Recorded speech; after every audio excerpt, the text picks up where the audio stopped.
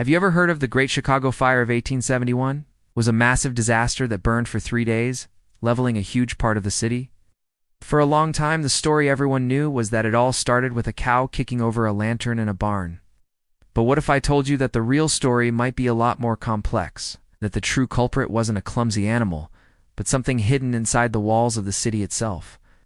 Today, we are going to dive deep into one of the most destructive events in American history and uncover a theory that changes everything we thought we knew. We'll explore how Chicago's rapid growth, its reliance on new and untested technology, and a perfect storm of bad luck created a tinderbox just waiting for a spark. Forget the cow for a minute and let's talk about the real fuel for the fire, the city's own infrastructure.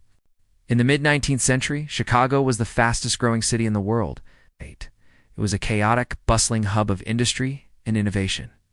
People were pouring in, buildings were going up at a dizzying pace, and new technologies were being adopted left and right. One of the most exciting of these was the telegraph, the internet of its day.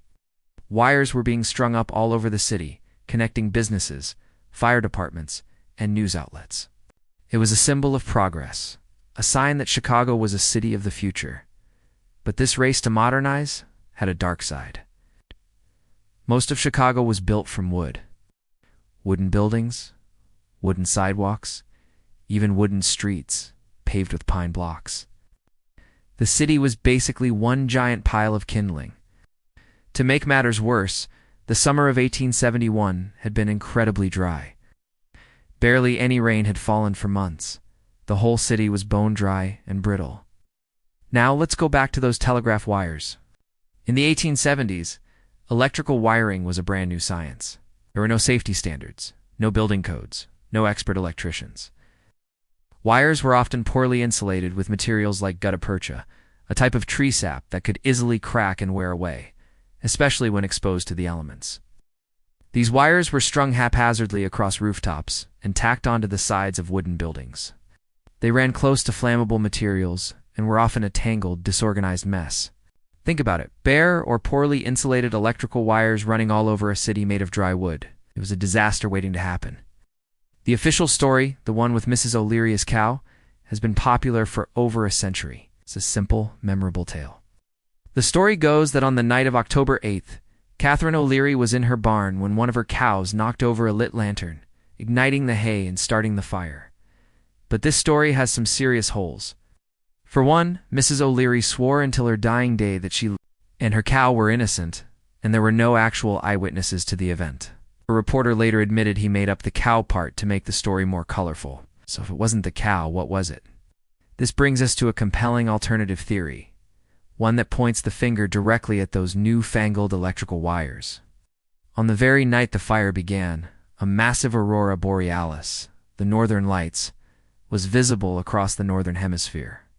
This wasn't just a beautiful light show. It was a sign of a powerful geomagnetic storm. These storms, caused by solar flares from the sun, can have a dramatic effect on Earth.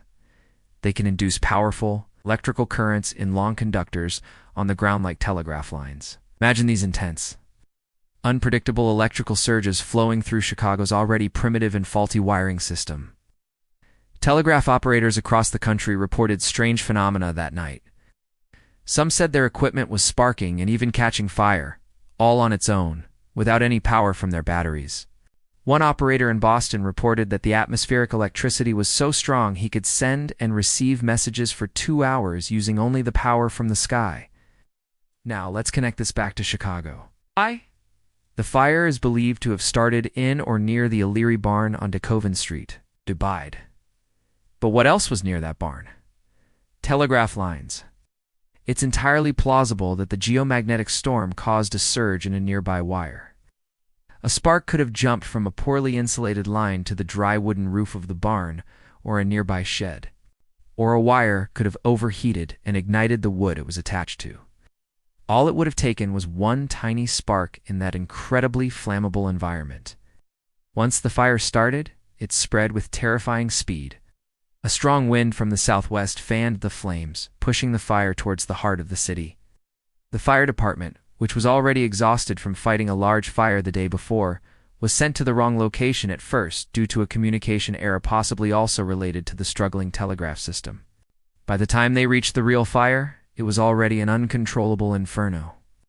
The fire created its own weather system.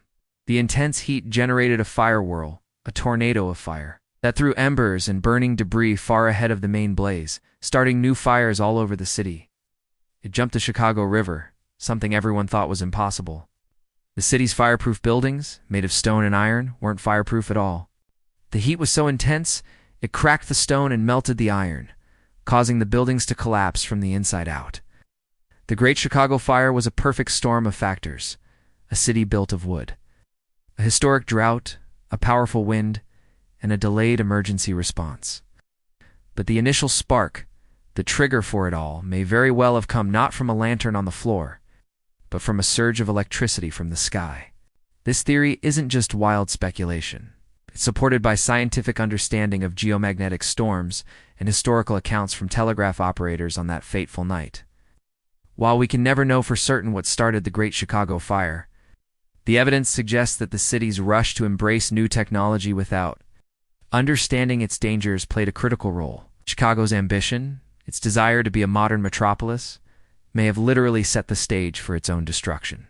The story of the fire isn't just about a single accident. It's a cautionary tale about the unintended consequences of rapid innovation and the importance of safety and infrastructure.